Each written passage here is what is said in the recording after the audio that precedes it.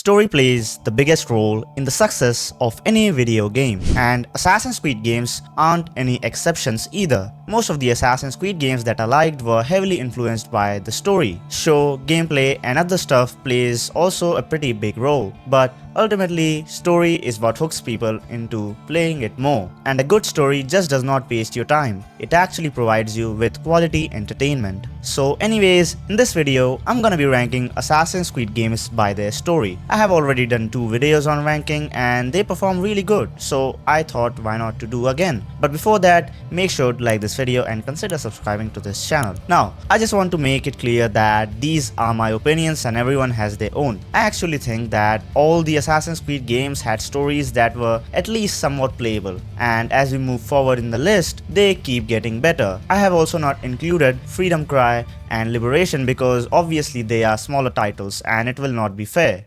So, on number 13th, we have Assassin's Creed Unity. Now, I know the gameplay of this game and other stuff is really good, but the French Revolution theme is not properly utilized in my opinion to its full potential. Because, the main cinematic trailer, it looked like, we are gonna have this sort of story that we are gonna be like this proletariat guy or something like that and we're gonna fight the ruling class. But unfortunately, that did not happen, but instead of that, we got a cliche love story. Which I just personally think that throughout this whole game, that was the main focus of this game. I felt like Arno throughout the whole game was just trying to be with Elise, and his main motivation was to do all the stuff because he wants to stay with Elise. That's it. He did not have any sort of motivation to be an assassin, right? But he had to join it because he had no other option. So overall, I also feel like the story was pretty basic. Arno didn't feel like a well-developed character and an assassin in general, I just feel like his character arc was pretty weird compared to the other games. There was not any sort of massive transformation, so to speak, but throughout the game I did not feel like he was actually being an assassin. He was just wearing that cape, that's it. I did not feel like the deep connection of him with the assassins in general. So moving on from our 13th and last rank, on number 12 we have Assassin's Creed Syndicate. Now Assassin's Creed Syndicate, the game starts without any sort of background, but I like the first mission. We have to kill that Templar who was, I suppose, the owner of that industry, and in the beginning I thought that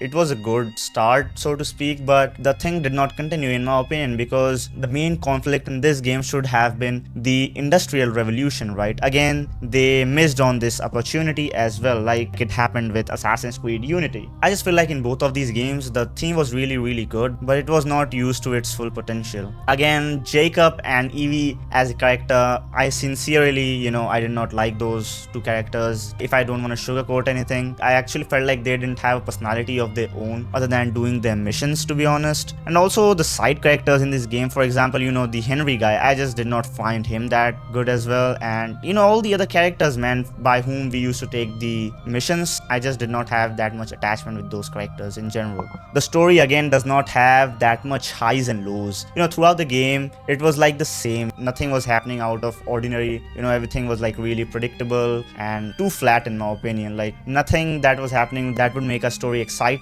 It was just all the same throughout the game. I just did not feel like there was like a sort of curve in that game. Suddenly there's a twist or something like that and we have to do something in that situation. Nothing like that happens. Everything was like pretty much predictable. We knew who was the end guy and we knew how it's gonna be.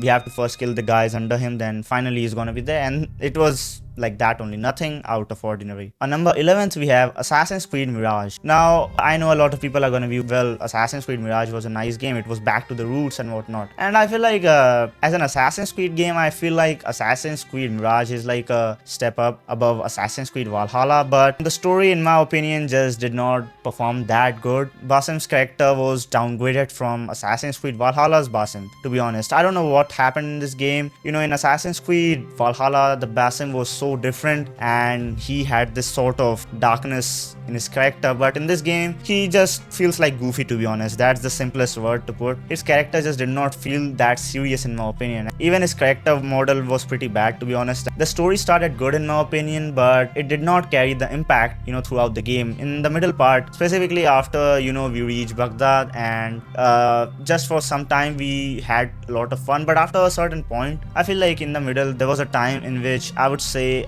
I did not find the story that compelling. I was actually enjoying the game because the gameplay was really good in Assassin's Creed Mirage. I'm not gonna deny that, the stealth, the tools, everything, parkour. I really like that thing, and overall, if I wanna give Assassin's Creed games a rating, I would put Assassin's Creed Mirage a little bit above because of its gameplay, but this is about story, right? So in terms of story, I just feel like I cannot put it above this rank. I also feel like they could have done better with Nehal's character. I know in the end, it was completely unexpected, but I feel like in the beginning that you saw that, Basim leaves Nehal and says that I'm not gonna see you again and puts all the anger on her. But after some time, it just feels like, she comes back to him. How can they be on good terms again? Even though I know Nehal was just a part of Basim, but I just feel like it just felt pretty weird. There was a lot they could have done instead of this specific idea that, make Nehal's character actually a part of Basim. But they try to do it and it's all fine, but I feel like it could have been a lot better in my opinion,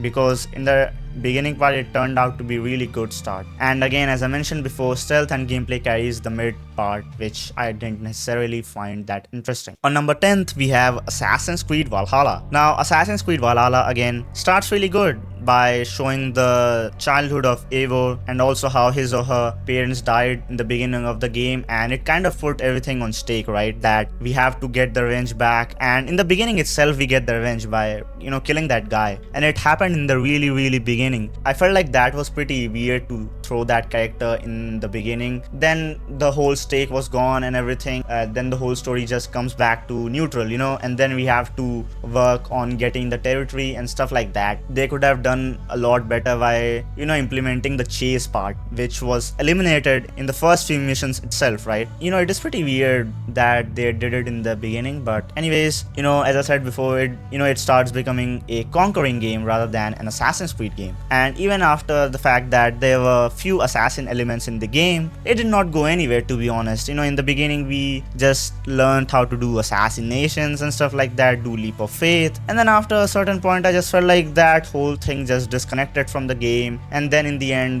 we had some missions with Basim and Hytham, but for the most part we did not see a lot from them, right? And again, I don't know why they had to put this weird sort of mythological stuff in this game. I just did not really like it, to be honest, because it just felt like it disconnected the story a lot. We were like hopping back and forth, and that was not that interesting in my opinion. Anyways, moving on with the next one. On number 9th, we have Assassin's Creed the original, first one. So the thing about this game is that it starts with a really good base. The whole story, it sets up everything perfectly. Like, we have the assassins on one hand, then we have the Templars on one hand. It's really easy to understand the whole basic theme of the Assassin's Creed game, right? And it also gave the hardcore Assassin's Creed vibe, right? This was the start of the game. Now I feel like there was not a single game till now which gave this much hardcore assassin feeling, right? But again, there were some flaws with it. For example, the story was really linear in my opinion, and also again predictable. We had these 9 guys we had to kill, and we just went on doing that, and it's like repetitive in my opinion, that we have to come back in Masyaf and go again, come back, go again, come back, go again. And I just feel like that makes the progression really repetitive and boring, so to speak. But still, despite of that fact, it still had a good story.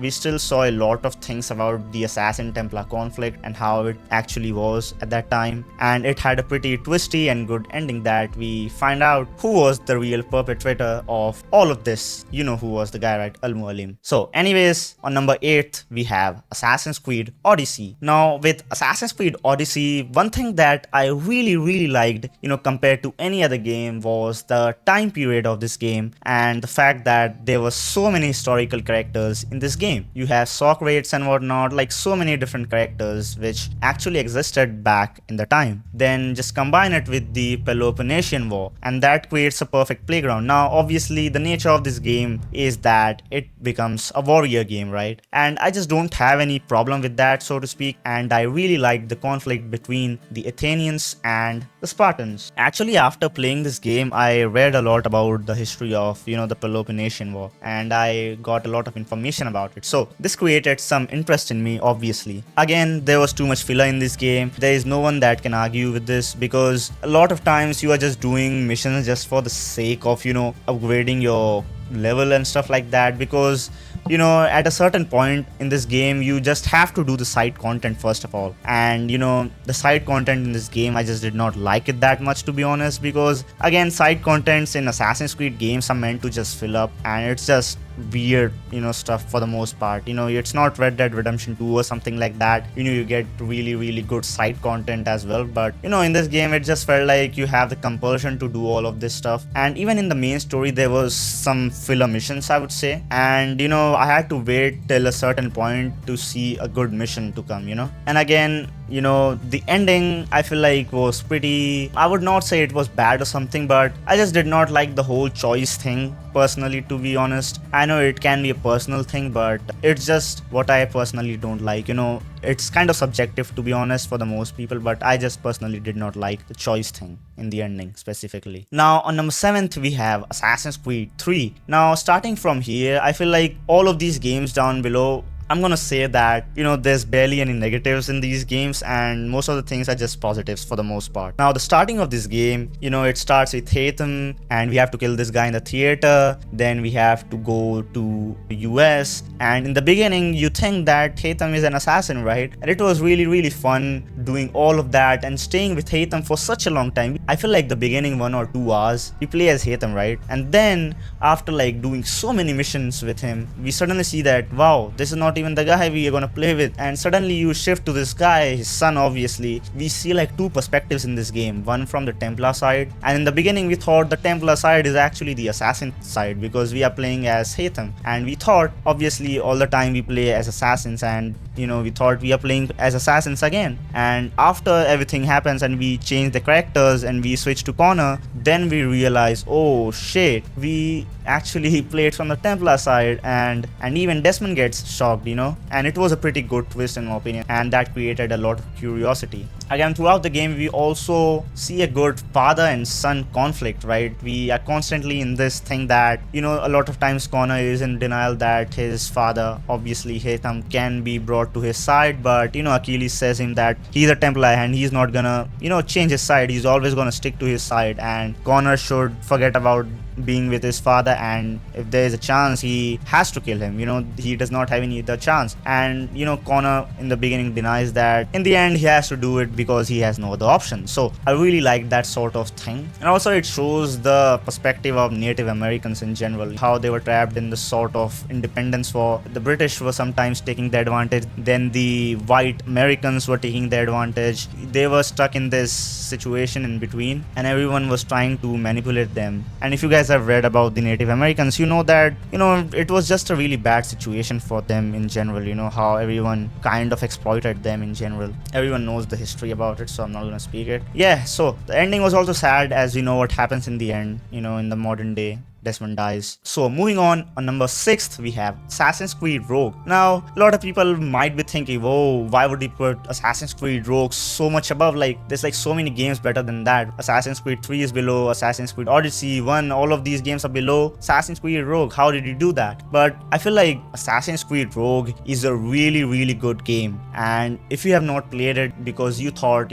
it's a small game or something like that, we are playing as Templars or something like that, I feel like you should really try this game, man. It is a really good game, and it shows the game from a different perspective, the Templar perspective, right? And we also see the betrayal in this game, how Shay betrays the assassins. And actually I would say that it was really sensible from his side, because assassins were doing weird shit, as I mentioned before in my videos, and the whole game showed that even assassins can be bad. The colonial Brotherhood was really dog shit, to be honest. I don't know why. I don't know who will in a clear state of mind will take their side, because these guys were just like selfish. They did not try to think about any other perspective, and they also had a really huge ego in this game. I just really think that these assassins were literally everything assassins opposed. Ending in this game, the finale of this game was insane, right? That the earthquake happens and there's 2 Templars against 2 assassins and one is killed. I really hated Achilles in this game, and in Assassin's Creed 3, what we saw is Achilles understood all of this and he stops, everything. If you saw in Assassin's Creed 3, he has no motivation. So I would definitely recommend you guys to play Assassin's Creed Rogue because it's gonna show a different perspective. And this is the only game with, a Templar perspective, other than the small part we had in the beginning of Assassin's Creed Unity. Alright, so guys, we are reaching top 5, and all of these games, it was really hard to arrange the rankings, but you have to do it somehow. So on number 5th, I have Assassin's Creed Brotherhood. Now it was a nice continuation from Assassin's Creed 2. Everything continues from the same spot which was there in the ending of Assassin's Creed 2, and the whole chase of the Borgia was really fun, to be honest, that we have to find them and know about what they were planning to do. And in the beginning itself, when we went back to Monteriggioni, all of that stuff happens, that suddenly the Borgias arrive and storm this Monteriggioni, and it was all like unexpected, and I really liked that sort of starting, and it created this sort of uphill battle in the beginning itself that we had no other chance rather than fighting, right? We had to somehow get these guys because obviously they killed Ezio's uncle. Also, again, throughout the game, I felt like this game included a lot of assassin elements, and we got more into the assassin philosophy. A lot of times we were doing these ceremonies and stuff like that with the Assassin Brotherhood. And if you also consider the modern day part, we actually went to the Monteriggioni villa with Desmond and the other guys with him. So that was a really cool thing as well. And we also saw how everyone escaped from the villa and got to Rome. It was really mysterious. I really liked that specific mission. If you remember, we were doing the investigation by Desmond and Lucy. Just a cool thing I wanted to point out. And again, the ending is sad in this game, and obviously in the end we kill Cesare Borgia, but in the modern day Lucy gets killed, and that was really heartbreaking, to be honest, especially for Desmond.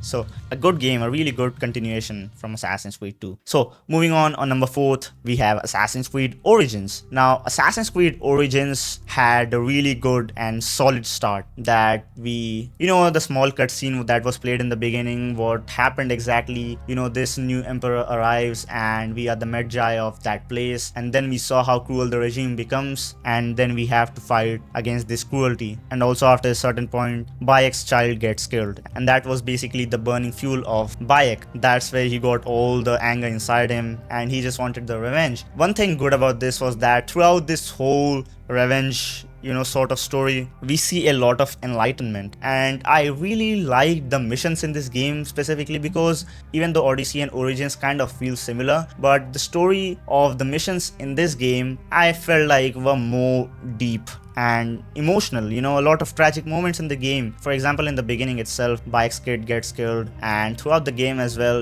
his friend Hepzefa also gets killed. A lot of tragic moments in general. I also wanna specifically talk about the confession cutscenes in this game were like the best confession cutscenes in the whole Assassin's Creed franchise, hands down. Assassin's Creed 1 was really good, but Assassin's Creed Origins, man, the way they made the confession cutscenes, man, it had this specific sort of aesthetic that no Assassin's Creed game was able to match again. And finally, the last point would be, it was the origins of the assassins. He gets enlightened by the journey and he starts his own sort of clan with the help of Aya, and it is named the Hidden Ones. Again, after a certain point it became assassins, but in the beginning, obviously started with the Hidden Ones. And that cutscene in which they accidentally make this Assassin's Creed sign, that was so cool, and that was like a really chilling cutscene in my opinion. On number 3, I have Assassin's Creed Revelations. Now this game is slept on, to be honest. A lot of people don't really like this because they say that the theme was not that good. It was like really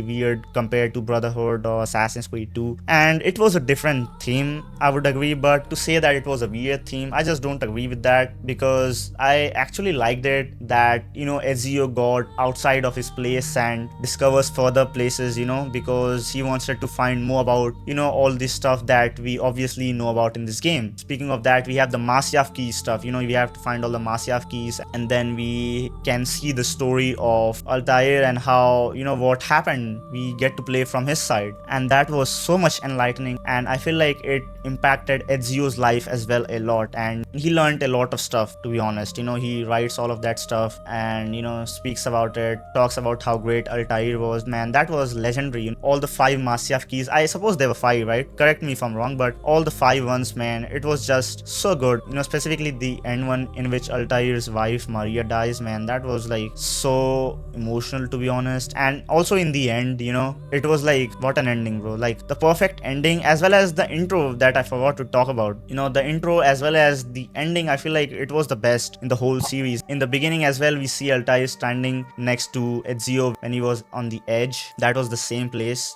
from where we jump in the beginning of Assassin's Creed 1, if you remember. And then as well in the ending of Assassin's Creed Revelations, Altair sits right there, and Ezio arrives there and sees the apple of Eden in his hands, and then puts it back again, does not take it. And that was such an insane moment that it just brought tears in my eyes, man. I just do not think there was a better ending than this, to be honest. Second, we have Assassin's Creed 4 Black Flag. And I feel like a lot of people already expected this, to be honest, because Edward just has one of the best character arc. Throughout the game, you can actually see that this guy is getting changed. In the beginning, he has this greedy pirate sort of mindset, he just wanted to find the treasure and whatnot, and he has this fantasies, to get all the treasure and get back to his wife again. Throughout the game, it just, all the things that happened with him made everything so different than what he was expecting, right? He was on his pirate journey, but something so different happened, right? From there, everything was like just coincident, right? Everything was just so perfectly aligned in a way to make him reach the assassins,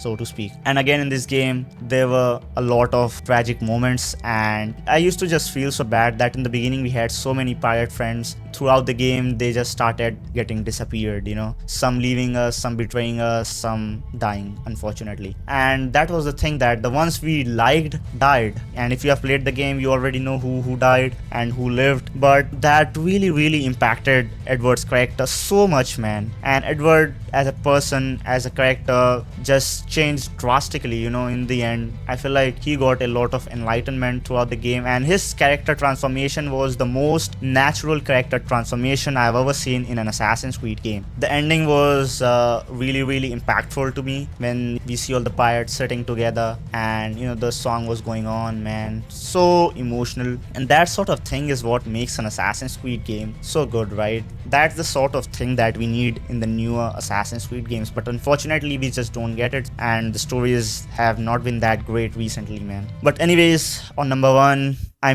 I feel like most of the people are gonna agree with this, man. It's Assassin's Creed 2. Like, there's like no competition. I feel like Assassin's Creed Black Flag was kind of close to Assassin's Creed 2, but the sole reason why Assassin's Creed 2 is on the top of this list is because the whole story progression in this game is just perfect. Like, everything in this game felt into place, everything and every sort of stuff. It was a combination of so many good things that made this game one of the best. Both Desmond and Ezio's story combined made the perfect blend. On one hand, we are figuring out the story of Desmond by, getting him into the Animus. Parallel, we have Ezio's story going on, right? And Ezio's story kind of starts with a calm environment, but it suddenly turns into something really different, right? After his family members get killed, to be specific, like his brothers and his father. And after that, he has this anger, similar to what we saw with Bayek. But again, this is like so similar to Bayek's story, to be honest, that, his revenge story then turns into an enlightenment story, right? That till a certain point he's fighting for the revenge, but after a certain point he gets like enlightenment. He just stops caring about this stuff. In the beginning when he kills someone, he's so angry, but after a certain point, the assassins told him to not be that harsh on the people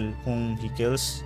Just say requiescat and pace. That's it, move on, right? And also throughout the game we travel a lot, and that really impacts the story progression in a really good way. And the reason is because we actually don't like to see the similar place again and again. And in this game we are sort of changing the environment, right? First we are in Florence, then we go to Monteriggioni, then we go to Venice, then we go to Tuscany, then we come back to Florence. There's like so much going on in the game that, in one place we have a different story, in the other place we have a different one, the next one we have different, and this thing continues, and we are solving the stories of all these places and then coming back to the place where Ezio was born. So it just felt like a constant changing of pace because nothing was predictable in this game. As I mentioned before, Assassin's Creed 1 was really predictable, and they really improved on this thing, makes it so much good compared to Assassin's Creed 1 by just this simple change, by making the story a little bit more non-linear, I would say. And Ezio is free to travel in different places, and I also like the missions to get the Altair outfit. I did not do it. I don't know why I was stupid at that time, but after some time I played the game and I did it again. But in the beginning I didn't find it that interesting somehow. Ending was really exciting as well because it left it at a point where you would be curious to know what would happen in the next game, right? Which was obviously Assassin's Creed Brotherhood, and it continues from this point. We also learn a lot more about assassins in this game,